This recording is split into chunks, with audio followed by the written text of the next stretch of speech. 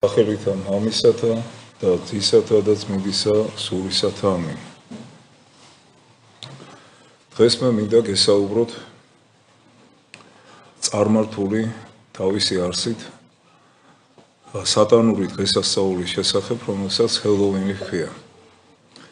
ახლოვდება ამ დღის აღნიშვნა და აქედან გამომდინარე მე მინდა კიდევ ერთხელ შეგახსენოთ მნიშვნელობა და არსი ამ სატანური დღესასწაულისა და გითხრათ იმის შესახებ, რომ მონაწილეობა რაიმე სახით, თუნდაც გართობის თვალსაზრისით, ხსენებულ დღესასწაულში არის უარყოფა და გმობა ღმრთისა და აღსარებლობა სატანისა. საიდან იღებს სათავეს ეს დღესასწაული? დღესასწაული ჰელოვინი დაიბადა ქრისტიანობამდელ ეპოქაში, ინგლისის, ირლანდიისა და ჩრდილოეთ საფრანგეთის კელტურ ტომებში. წარმართი კელტების რწმენით სიკვდილი შობს სიცოცხლეს, ამიტომ ახალი წლის ჭყალებში დადგომას, საერთოდ ახალი სიცოცხლის დაბადებას ისინი აღნიშნავდნენ შემოდგომით 31 ოქტომბრისა და 1 ნოემბრის მიჯნაზე, შუა ღამით, როდესაც დგებოდა სიცივის, სიბნელისა და კვდომის ჟამი. ამ ღამეს ისინი განადიდებდნენ წარმართ ღმერთ სამქაინს, რომელიც სიკვდილის მბრძანებლად მიაჩნდათ. ახალი წლის ზეიმის წინა დღით დრუიდები, ანუ კელტი ქურუმები, ყველა ოჯახში აქრობდნენ კერას, ლამპრებსა და კოცონებს. მეორე დღის საღამოს კი აჩაღებდნენ უზარმაზარ კოცონს ბნელეთისა და სიკვდილის თავადისადმი შეწირვების აღსასრულებლად. დრუიდების რწმენით, თუ სამქაინი კმაყოფილებით მიიღებდა საკუთარ ერთგულთაგან მიძღვნილ შესაწირს, იგი ნებას დართავდა მიცვალებულთა სულებს ამ დღეს მოენახულებინათ მშობლიური სახლები. აქედან იღებს სათავეს წარმართულ სამყაროში დამკვიდრებული ჩვეულება ჰელოვინის ღამეს მოჩვენებების, ალქაჯებისა და სხვადასხვა სულების კოსტუმებში გამოწყობილ ადამიანთა ხეტიალი, რაც საიქიო სამყაროსა და უწმინდურ ძალებთან სააქაოს ურთიერთობას სიმბოლურ გამოხატულებას ანიჭებდა. წარმართული კულტის მნიშვნელოვანი ნაწილია აგრეთვე სამქაინის მსახური ბნელი ძალებისადმი შესაწირის მირთმევის სიმბოლიზირებული ქმედება. ითვლებოდა, რომ ბნელეთის, სიცივისა და სიკვდილის სამეფოში დამკვიდრებულთა სულები ცოცხალთა სამყაროში სტუმრობის დღეს დაუოკებელ შიმშილს გრძნობდნენ. ამიტომ კელტი წარმართები წინასწარ ამზადებდნენ სასმელ საჭმელს ღამის ყდიათში მოხეტიალე სულებისათვის. მათ სწამდათ, რომ სამქაინის რისხვა და წყევლა დაატყდებოდა თავს ხალხს, თუ ამ სულებს ძღვენით არ დააკმაყოფილებდნენ. აი ამ წარმართული დღესასწაულის ჭეშმარიტი აზრი. სავსებით ცხადია, რომ მართლმადიდებელი ქრისტიანისათვის დაუშვებელია მსგავს ზეიმებში მონაწილეობა, რადგან ამით იგი პირდაპირ აღიარებს კერძთაყვანის მცემლობას, ღალატობს უფალ ღმერთს და ჩვენს წმინდა ეკლესიას.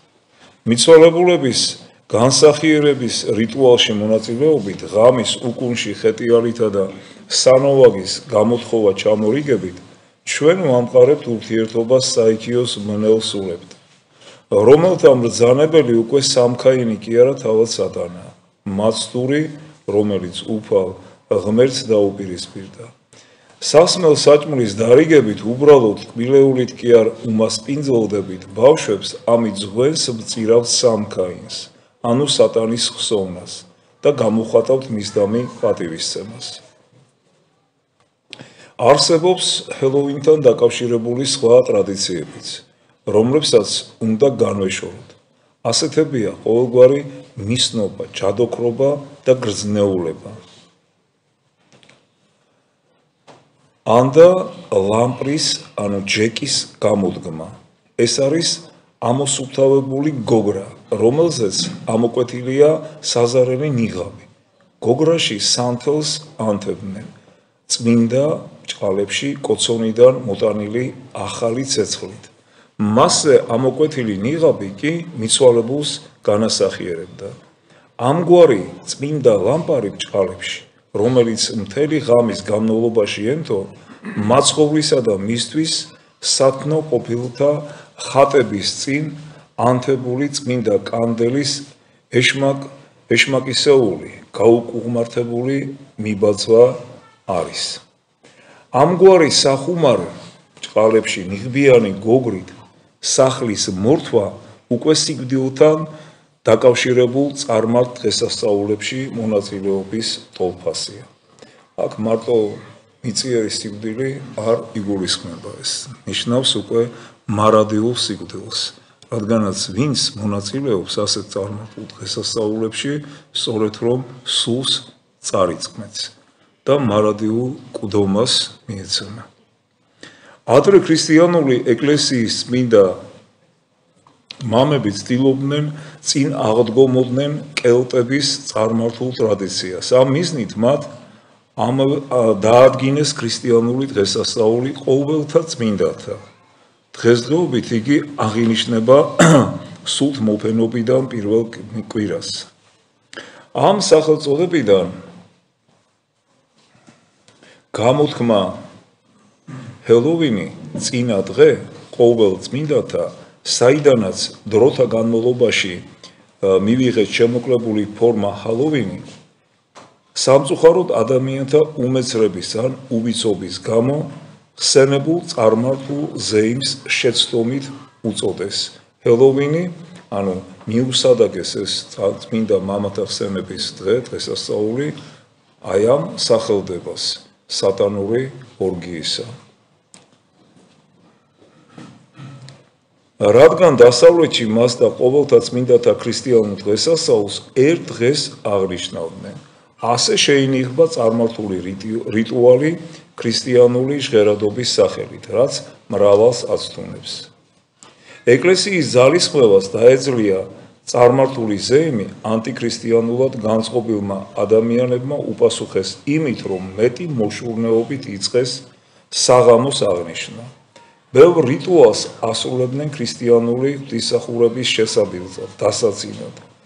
ჩონჩხის კოსტუმებში გამოწყობილი დასცინოდნენ ეკლესიის მიერ წმინდა ნაწილთა თაყვანისცემის ტრადიციას. მკრეხელური ქმედებებს იყენებდნენ მოპარულ ქმედებების გამოსაყენებლად, იყენებდნენ ჯვრებს, წმინდა ნაწილებს და მოწყალების გამოთხოვის ტრადიცია ქრისტიან სისტემური დევნის მიზეზი გახდა.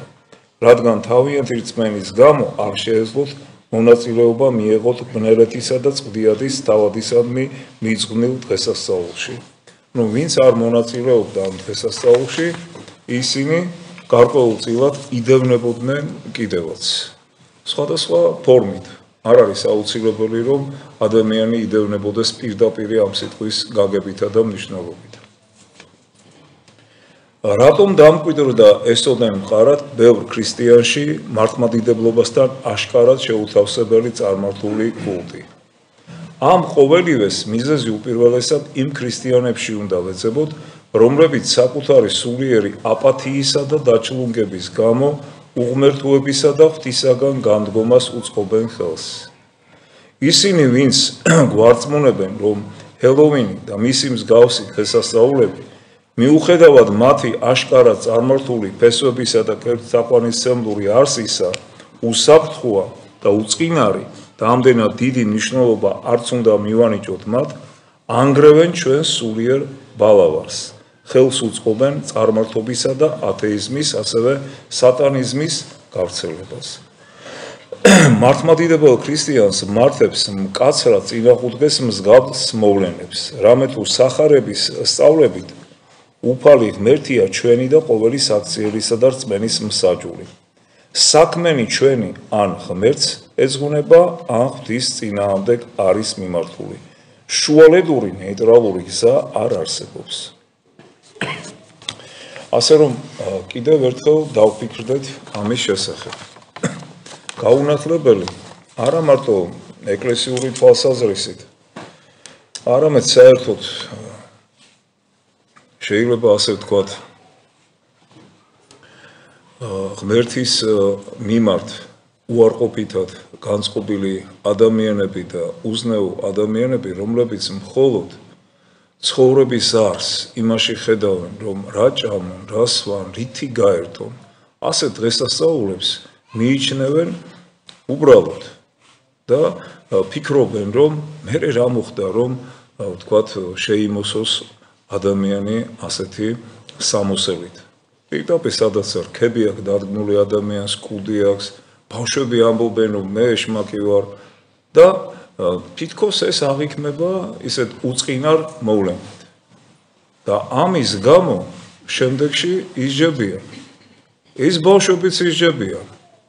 ის მოზრდილებიც ასევე, რომლებიც ხელს უწყობენ ასეთი წარმართული სატანური დღესასწაულების მოწყობას და შემდეგ ამბობენ, რომ როცა დაისჯებიან და განსაცდელები ეწევათ, რატომ მოხდა ეს?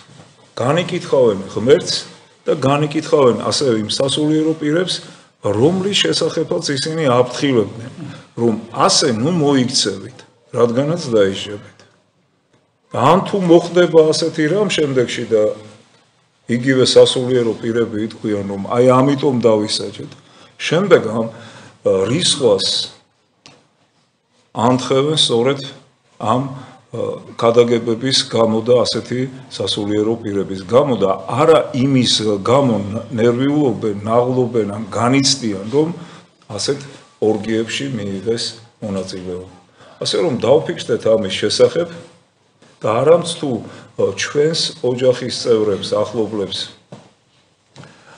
არ მივცეთ საშუალება, რომ მიიღონ ასეთ ორგიებში მონაწილეობა, არამედ სხვებსაც უთხრათ, ყველას გავაგებინოთ, რომ ასეთი ქმედებების გამო განიდიდება სატანა და უარყოფილი ხდება ღმერთი და მის დამირწმენა, რის გამოც ჩვენ მთლიანად შემდეგში ერს გვეწევა განსაცდელები. ასე რომ დავფიქრდეთ ამის შესახებ და ყურადღებით ვიყოთ. ყველას ჩვენს ახლობლებს აუხსნათ მნიშვნელობა ამ სატანური დღესასწაულისა და მოუწოდოთ, რომ არ მიიღონ მონაწილეობა არანაირი ფორმით. მით უფრო ეს განსაკუთრებით ხდება ხშირ შემთხვევაში სკოლებში, საბავშვო ბაღებში, იმ დაწესებულებებში, სადაც ბავშვები არიან. და თითქოს და ეს კიდევ ერთხელ გავიმეორებ ამას, რომ უწყინარი აღნიშვნაა რაღაც დღესასწაულის. ამიტომ სწორედ აქ არის მნიშვნელოვანი სწორედ იმის გამოხატვა, იმ პროტესტის გამოხატვა, რომელსაც ძალიან დიდი მნიშვნელობა ექნება.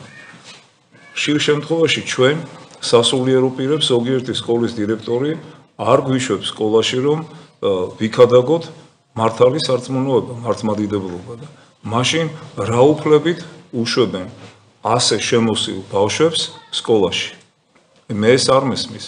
ზოგიერთი დირექტორი ამბობს, რომ ცით რა, ჩვენ არ აღნიშნავთ ამას, მაგრამ ბავშვებს ვერ დაუშვით იმას, რომ რქებით მოვიდნენ, შეღებილები მოვიდნენ, კუდები ატარონ და ასე შემდეგ. ეს სკოლაა თუ მინიმუმ თეატრი და მაქსიმუმ კიდე სატანური ღონისძიება, ვერ გავიგეთ. ასეთ შემთხვევაში რა ქვია ამ დაწესებულებას? სკოლა, სადაც ბავშვმა უნდა ისწავლოს რაღაც სხვადასხვა მეცნიერებები, თუ სატანურ ორგიებში უნდა მიიღოს მონაწილეობა. ასე რომ ამ შემთხვევაში მშობლებსაც ძალიან დიდი პასუხისმგებლობა გაქვთ. თუ თქვენი შვილი არ წავა ასე შემოსილი და ასეთ ორგიაში არ მიიღებს მონაწილეობას, არც სხვას არ უნდა მისცეთ უფლება, რომ თქვენი შვილის გვერდზე აღმოჩნდეს. და მით უფრო რომ შემდეგში ხდება დაპირისპირება ბავშვების. და ის ბავშვი, რომელიც წესიერად მიდის, ნეობრივად სწორად არის აღზრდილი და ქრისტიანული წმენით არის აღსავსე, ხდება დაცინვის ობიექტი. ხშირ შემთხვევაში მართლაც ეს გაუნათლებელი ბნელი ადამიანები ასეთ ბავშვებს მერე შეურაცხყოფას აყენებენ და მნელებს ეძახიან.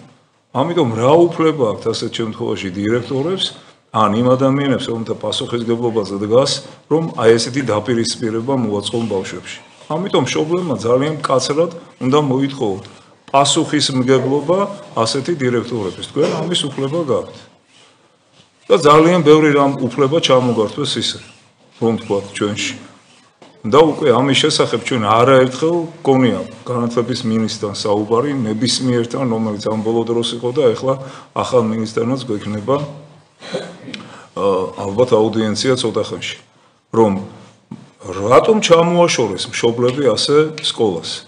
ფაქტიურად მშობელს სკოლაში შესვლასაც კი უბრძალა, რომ გაეცნოს იქ არსებულ ურთიერთობას, ვითარებას, ბავშვებისა და მოსწავლეების, ბავშვებისა ერთმანეთთან, რომ განსაზღვრონ რა ხდება იმ სკოლაში, კარებია დაკეტილი და ვერავინ ვერ შედის იქ. რა უფლებით ხდება ეს? თუ იქ ჩვენი შვილები არ სწავლობენ და არა გვაქვს ჩვენ უფლება, რომ დავაკვირდეთ პროცესებს და ასევე პედაგოგებთან და დირექტორებთან კონდეს ურთიერთობა. ეს არა მარტო უკვე ჰელოვინს ეხება. ასე რომ უფრო მეტი ყურადღებით და უფრო მეტი ძალისხმევით მივაქციოთ ყურადღება არა მარტო ასეთ დღესასწაულების აღნიშვნას, ასევე ჩვენი შვილების მონაწილეობას ამა თუ იმ ეგრეთ წოდებულ დღესასწაულში. მერთმა დაგლოცოთ და გაყოფოთ.